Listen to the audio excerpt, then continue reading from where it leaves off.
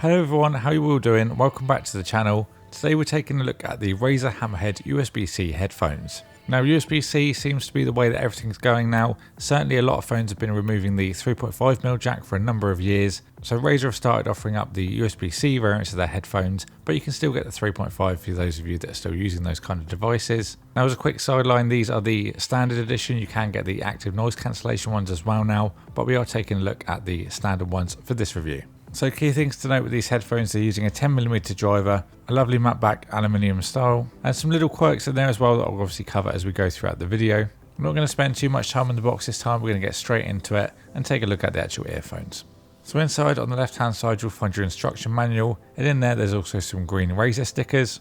I do like the presentation style of this box, certainly a little different to what we generally see from Razer, and it's nice to have some nice presentation on there as you open it up. So let's get straight into the headphones, and aptly named obviously because of how they look, very similar to the Hammerhead Shark. If you just do a quick Google you'll see exactly why they've got their name. But I do really like the styling of these. They are quite big and bulky, but personally I don't really see that to be a problem. Once you've got them in your ears they don't actually stick out that much. I'll show you that in a moment. As I did mention, a lovely matte black styling on there with some nice little texture detail. Helps give you grip but also does look very nice as well. On the ends you've got a nice Razer logo that's got under a little clear coating. You may have noticed that they actually magnetise together as well, so should you want to use these for the gym and maybe you periodically take them out, you can easily just clip them together around your neck so they don't fall off. And one of the quirks that I mentioned was they actually light up when they're being powered by USB-C. If you do have them plugged in and you don't actually play any music through, they will actually turn off after a short while, but as soon as you start playing music they kick back in. Now I think it's fair to say that not everyone's going to like this, but personally I actually really like it and I think it's different to what we generally see. Now I'm actually going to give you a run through of the entirety of the headphones just so you can see what else is on there. So first you've got the magnets for the actual earphones, as I said, that's quite handy to have.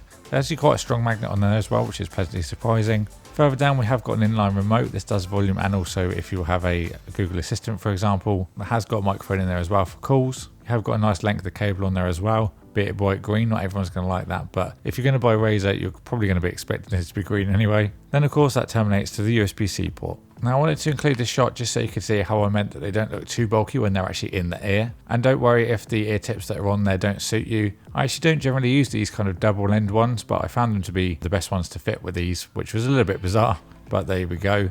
You do get a range included in the actual carry case if they're not suitable for you. You've got a small, medium and a large standard single, so it'll be easy for you to find your perfect fit. So I don't think there's really much I can show you in terms of the actual product itself. I've given you a go. I've just given it a quick go over, and I really want to get onto the sound because obviously that's the main topic you're going to be buying these for. Now generally I think you do get a very good overall sound. I do feel the bass could be a little bit more emphasised. I'm just a bit more of a bass head though, so that's probably more of a personal thing than anything there.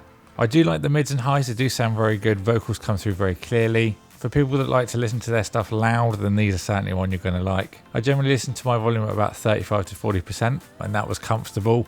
I think, you know, if you wanted to have a little bit heavier, I'd go up to maybe 60, but there's certainly more range in there for those that do like it loud. And I certainly feel the sound certainly improves with that volume as well. Different genres of music work really well. As you probably saw in this video, I did have Deadmau5 on quite a lot, which is generally a go-to for testing. I do listen to one particular song from him on every pair of headphones I review, just to get a kind of rough idea of where it sits. But that being said, anything I did listen to from him was really enjoyable. I did go for some metal and rock as well. I don't think I found anything that was disappointing to listen to. Certainly all came through very well rounded. And I'm actually pleasantly surprised by Razer's offering, considering they're actually only about £70 at the moment as well, which is quite a good value I feel. I also do like the little touches they've put on there as well, such as the illuminating Razer logos, something that I found by total accident when I was just testing them. It was certainly a welcome surprise. So if you're one of the people that have just found the 3.5mm jack to no longer exist in your smartphone career, this is certainly a good valued option for those that are looking for a USB-C pair of headphones. I can understand that some people may not like the green, but personally I actually really like it. I've been used to Razer stuff for a long time now, so that doesn't really bother me. If you are worried about the colour and you're willing to pay a little bit more, the active noise cancellation ones do have an all black cable, and obviously the active noise cancellation too, so if you're willing to pay a little bit more and you are really worried about that green, there's a good alternative. Generally speaking, a nice overall pair of headphones though. I will put the link to these in the description box below if you want to get a pair for yourself. If you enjoyed this video and you haven't already, please consider subscribing and ding that notification bell so you don't miss an upload. Any more questions, leave them in the comments box below. Thank you to Razer for sending these out for me to review. Thank you everyone for watching, and I'll see you all in the next one.